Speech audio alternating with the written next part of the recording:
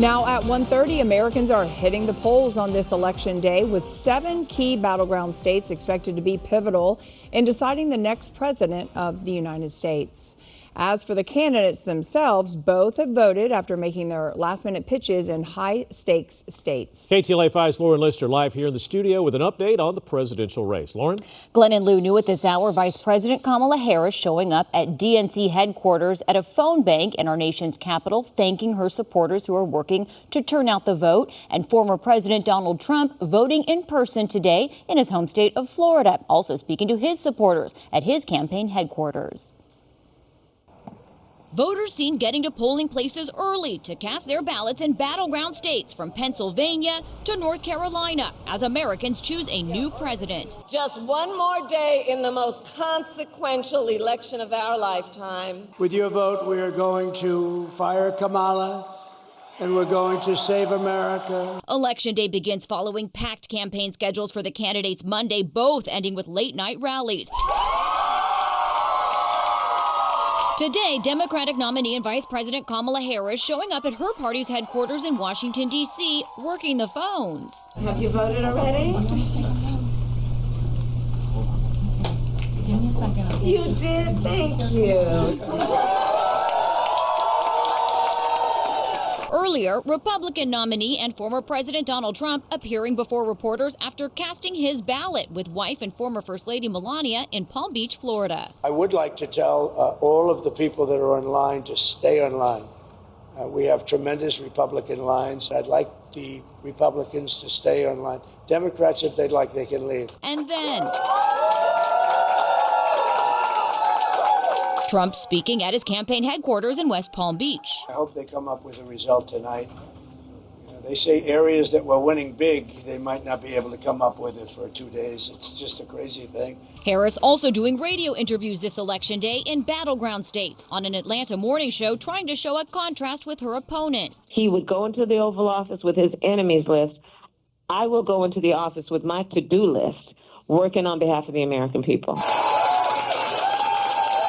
This as her vice presidential candidate, Minnesota Governor Tim Walz, tries to fire up voters in Pennsylvania at a diner in the swing state with the largest electoral vote prize, talking up Harris. She wakes up every morning thinking about you, what we can do better. And that's a pretty stark contrast to the other side. Absolutely. And GOP vice presidential candidate, Ohio Senator J.D. Vance, voting today in his home state.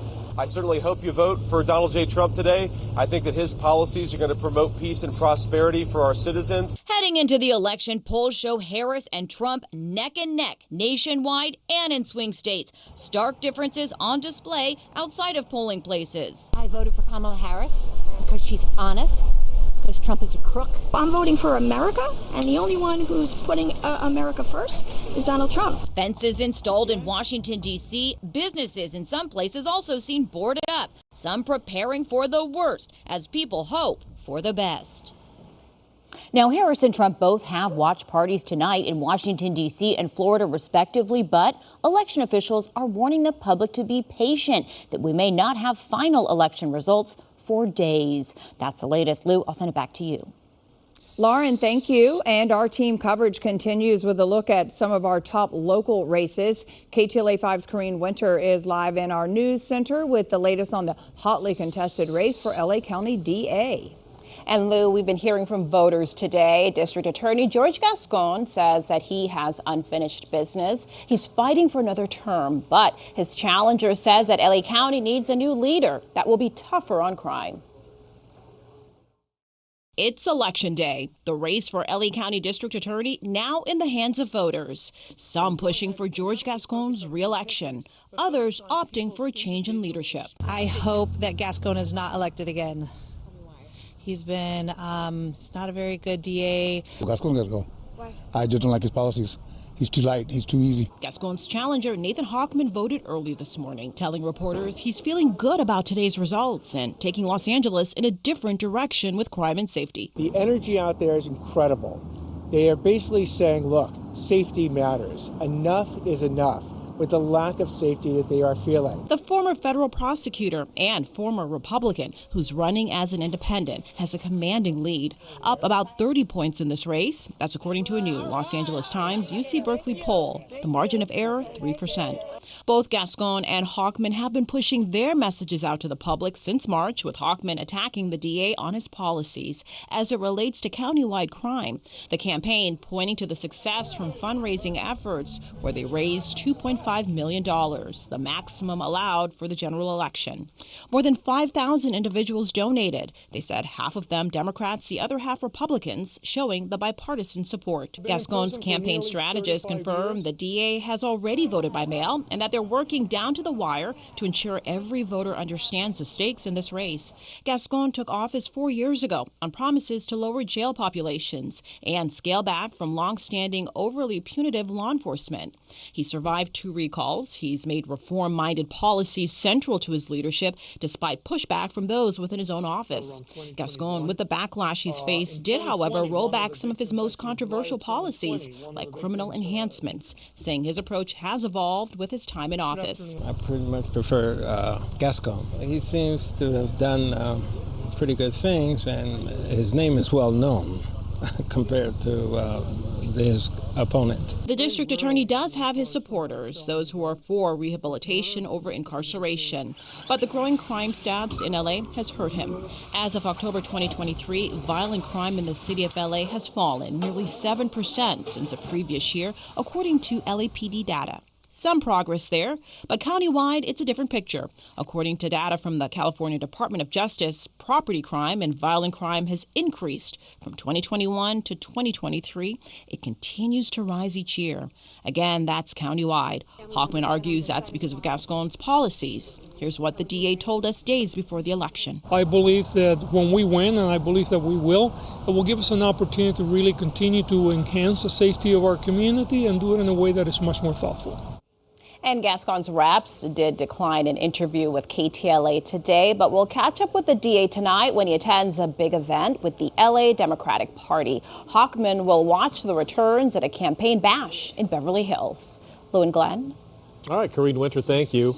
We're also watching an LA City Council race, the hotly contested race for District 14. Both challenger Yesabel Jurado and incumbent Kevin De Leon are bringing their share of controversy into the election. Our cameras caught them both casting votes this morning. De Leon is a central figure in the City Hall leak audio scandal in 2022. He was caught in a conversation featuring racist and crude remarks. De Leon apologized and survived calls for his resignation. Jurado was also caught on tape in a separate incident making disparaging remarks about the police. A few weeks ago, my opponent said very clearly, F the police. So there could not be a bigger and stronger contrast between my opponent and I. We are having so much fun today talking to voters and finishing this almost 2-year journey. In the March primary, Jurado came out on top with 24.5% of the vote. De Leon was right behind with just over 23%. District 14 includes downtown LA, Boyle Heights, Lincoln Heights, and El Sereno. And here are some of the key races we're watching here in California. Proposition 33 will give local jurisdictions more power over rent control. If passed, Proposition 4 will have the state borrow $10 billion to pay for climate and environmental projects. And in Central California, there's a pair of congressional races that could tilt the balance of power in the U.S. House of Representatives. California's 13th and 22nd districts were both won by Republicans in 2022 by razor-thin margins. Democrats are hoping to flip both seats and potentially win back the House. And there are more local propositions on the ballot, and we have a complete breakdown of all of them right now on KTLA.com under the Election 2024 tab. You can also scan that QR code right there on your screen to read up on all the measures and, of course, the big races.